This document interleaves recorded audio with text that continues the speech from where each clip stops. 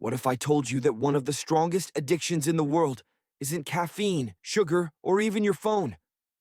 Nope, it's love. Yeah, love. The same thing poets glamorize, the same thing your favorite songs cry about, and the same thing that turns perfectly normal people into full-time detectives after seeing a one-word text message like, okay. Hi everyone, today we're talking about the addiction called love. Why it hooks us so hard, why we keep chasing it, and why sometimes it feels like we'd rather solve a 10,000-piece jigsaw puzzle in the dark than try to understand our own feelings.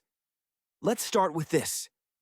Have you ever noticed how falling in love feels suspiciously like trying a new, very questionable product from an infomercial at 2 a.m.? At first you're like, this is amazing. Why didn't I try this sooner? And then weeks later you're sitting there thinking, wow, this really came with side effects. Love does that to us. When someone texts you, good morning, your brain releases more dopamine than when you finally find fries at the bottom of the bag. And honestly, that's saying something. But that's the funny part. Love doesn't just make us happy. It makes us weird. Because suddenly you're smiling at your phone like it just told a joke only you can hear. Or you're rereading the same message 3 times, trying to decode a hidden meaning that probably isn't even there. You'll tell your friends, no, he didn't just say hi. The way he said hi means something. Sure it does. Totally. And don't get me started on the missing them stage. You ever miss someone so much that everything reminds you of them? Like you see a random object, maybe a toaster, and your brain goes, wow, they love toast. Now every appliance in your kitchen is an emotional battlefield. But here's the twist in this whole addiction. We don't just get hooked on the person. We get hooked on the feelings that come with them. The excitement, the butterflies, the does this person like me as much as I like them? Suspense that feels like binge-watching a relationship-themed Netflix thriller. We love the rush, the mystery, the will they text back? Madness. And the irony is, even when love gets messy, and oh it will, most of us still go back for more. Because love is like that food everyone warns you about, but you keep eating anyway.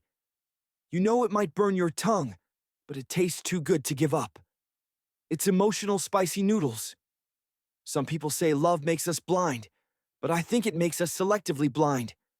Like, you can clearly see that your Wi-Fi is slow, your car needs gas, and your favorite show just killed off the only character you cared about.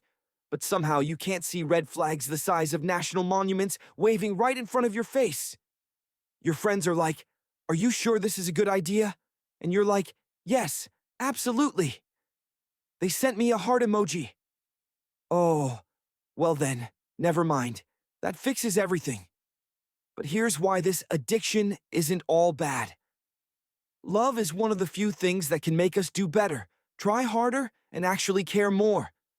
It inspires people to write songs, change habits, apologize when they don't want to, grow as humans, and occasionally even share their food. And sharing food is basically a love language. Love teaches us patience. It teaches us vulnerability. It teaches us that understanding another human being is roughly as easy as assembling IKEA furniture without the instructions, but still worth the effort. We get addicted to love, not because we're weak, but because we're human. Because being connected feels good.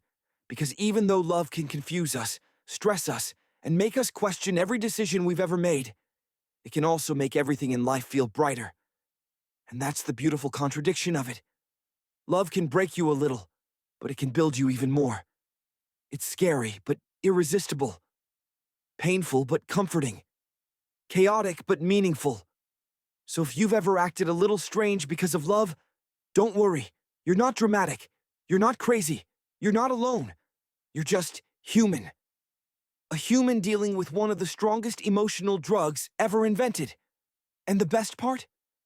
Unlike most addictions, this one can actually make your life better if you choose the right person, the right timing, and the right version of yourself. So here's the final thought.